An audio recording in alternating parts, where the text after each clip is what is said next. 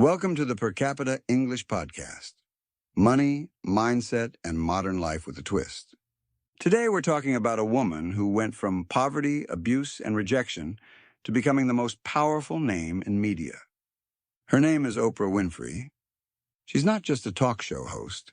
She's a brand, a billionaire, and a symbol that resilience can rewrite destiny. But don't be fooled by the glamorous headlines. Oprah's story is not a Disney fairy tale. It's a saga of humiliation, courtroom battles, endless critics, and her stubborn refusal to quit. So grab a coffee, or maybe a kale smoothie, if you want to impress Oprah, and let's dive in. Roots of Resilience. Oprah Gail Winfrey was born in 1954 in rural Mississippi to an unwed teenage mother. She grew up poor, and I don't mean we had one TV instead of three poor. I mean wearing potato sacks as dresses because money was that tight. Her childhood was brutal. She was molested by relatives and family friends, starting at age 9. She became pregnant at 14, but the baby died in infancy. Most people would have been crushed permanently. But here's where Oprah's story starts to bend. Instead of breaking, she turned pain into ambition. She once said, "Turn your wounds into wisdom." And she meant it. Early career rejection. Oprah's gift was her voice. She won a scholarship to Tennessee State University, studied communications, and landed a job in local TV. Sounds like a happy ending, right? Nope. When she tried to break into major markets, she was rejected. Why? She was considered too emotional, too raw, not polished enough. Translation: we want Barbie dolls reading the news, not real human beings. One news director in Baltimore told her flat out, "You're not fit for television." Imagine that. The woman who would later command the biggest audience in daytime TV was told she didn't have the face, the style, or the composure for the screen. Most people would have quit. Oprah didn't. She doubled down on her authenticity. Breakthrough with The Oprah Winfrey Show. In 1984, Oprah moved to Chicago to host a failing morning talk show.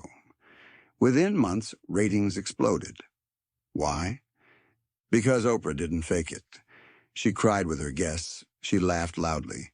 She admitted her own struggles. She connected. The show was renamed The Oprah Winfrey Show in 1986, syndicated nationally, and quickly became the highest-rated talk show in America. Oprah's secret weapon wasn't polish. It was relatability. She didn't talk at people. She talked with them. Soon, she wasn't just a host.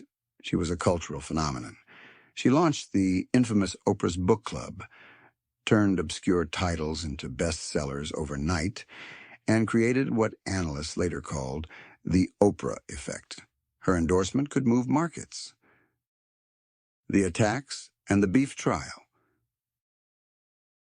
With fame comes fire. Oprah faced endless criticism, too emotional, too political, too influential. But the most famous attack came in 1996. On her show during the mad cow disease scare, Oprah said she would never eat another burger. The Texas cattle industry lost its mind. Ranchers sued her for defamation in a $10.3 million lawsuit. For weeks, Oprah had to sit in a Texas courtroom instead of her studio, accused of sinking the beef market. The media circled like vultures. And what did Oprah say when she walked out of court? Free speech not only lives, it rocks. Translation: nice try, cowboys. You can't grill me. She won the case. Her ratings soared. And she turned a courtroom battle into a masterclass in resilience and branding. Building the empire. Oprah didn't stop at a talk show. She launched Harpo Productions.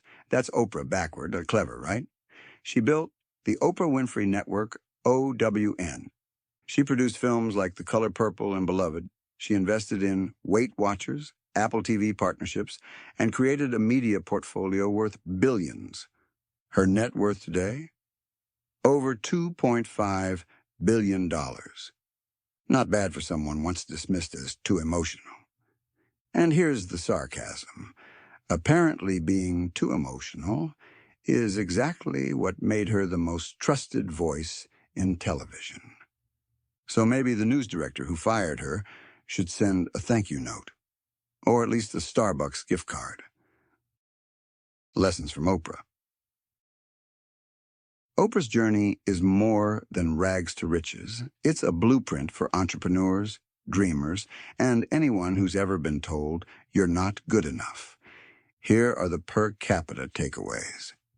Turn trauma into fuel. Oprah didn't hide her pain. She transformed it into empathy and connection. Authenticity wins. Being too emotional built her empire. In a fake world, realness is currency. Courtrooms are battlegrounds, not death sentences. Oprah didn't let a $10 million lawsuit silence her. She fought and won. Expand beyond the first success. Oprah wasn't content with a talk show. She built Harpo, OWN, and diversified into a full media empire. Impact is the ultimate ROI. Oprah didn't just make money. She shaped culture, empowered women, and gave away more cars than most dealerships. Conclusion. Oprah Winfrey's story is the proof that rejection doesn't define you. Persistence does. She was told she was too emotional. She was dragged into court. She was mocked, doubted, attacked. And yet she became the most powerful woman in media, worth billions, admired worldwide. So the next time someone says you're too much, remember Oprah. Too emotional, too ambitious, too bold. Perfect. That's exactly what the world needs. This is the Per Capita English Podcast. Money, mindset, and modern life with a twist. I'm your host. Stay bold, stay resilient, and remember, your wounds can become your wisdom.